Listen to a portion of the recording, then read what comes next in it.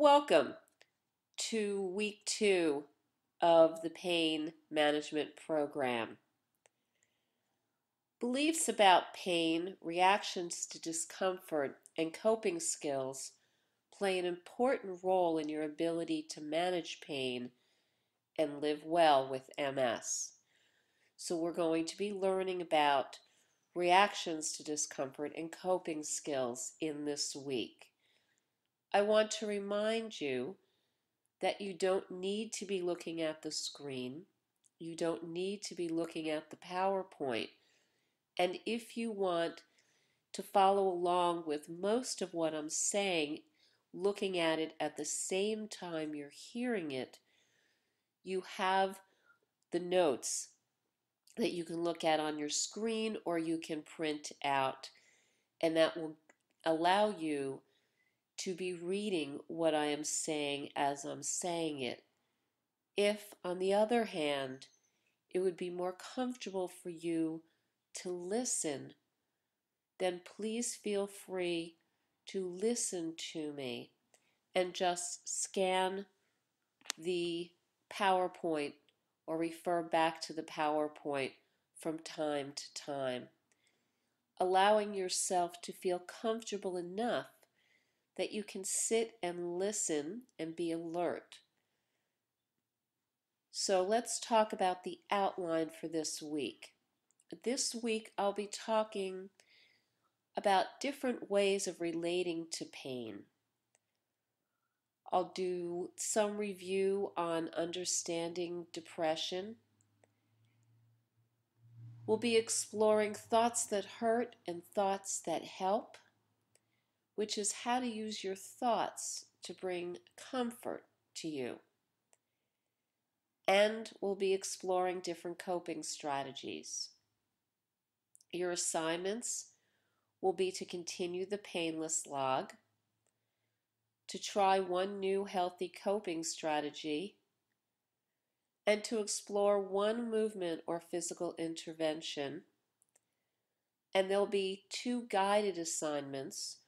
One is a compassionate observer exercise, and the other is changing the experience of discomfort. But you remember that the assignments are at the end, and it is most helpful for you to go through the entire PowerPoint before beginning your assignments, because the assignments will make much more sense and be much more helpful to you if you go through the PowerPoint first.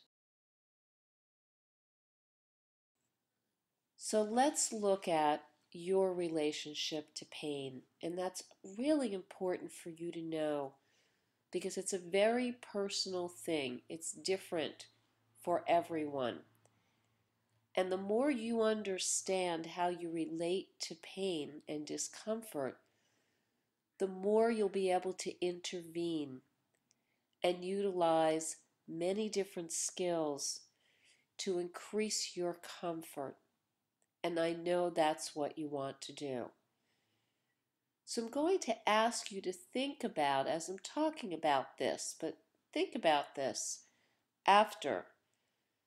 What are your cultural and familial values about pain?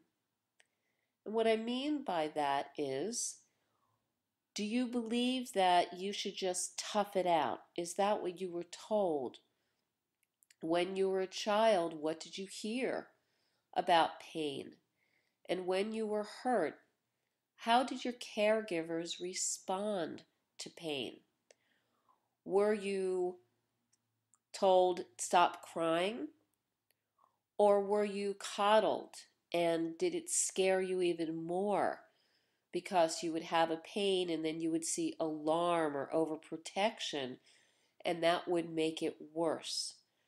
So if in your family, if a big deal was made if you were in pain or got hurt, or anyone else, or if it was discounted, that will give you an idea about how you might relate to your pain. Also now, with who you're living with and your beliefs, about minimizing pain. Oh, I can handle this. Or getting alarmed. I have pain. I need to stop what I'm doing immediately. Either way is important for you to understand so that you can be better at managing your pain. What about the way you relate to pain?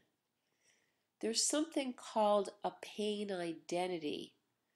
Having pain can change the way you view yourself, and you start viewing your life through the lens of a person who is living with pain, and without even realizing it or wanting to. You've begun to identify yourself with discomfort and may have lost who you are when you look at yourself through the lens of discomfort. Something to just be aware of. And how do you communicate your discomfort? Do you communicate? When you are with people and you're feeling uncomfortable, do you let them know? Or do you keep it to yourself? Or do you find that you're often talking about pain and that many of your communications are about pain? So it's important to understand that so that people can know when you're uncomfortable, but so that your discomfort doesn't take center stage and take over. And with that, has pain or avoidance of pain become central to your life? And what I mean by that is how much time are you spending focused on pain, or how much energy are you expending trying to avoid discomfort? It's important to know this. And a really important thing to also know is, can you have a good day even if you're uncomfortable? Can you appreciate other things around you that may be going well even when you're feeling physically uncomfortable? It's really good for you to be able to evaluate so that you understand how central pain has become in your life and how you might be able to intervene with that.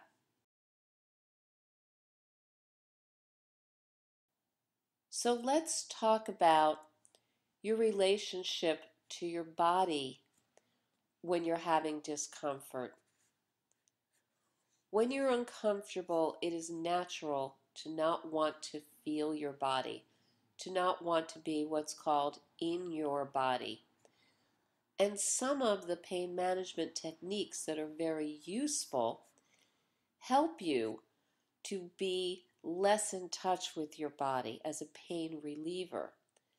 So it's very normal and natural for people who have been living with discomfort to spend quite a bit of time out of your body, not in touch with exactly how your body is feeling. In addition, if you have a history of trauma or abuse, either from when you were a child or more recently,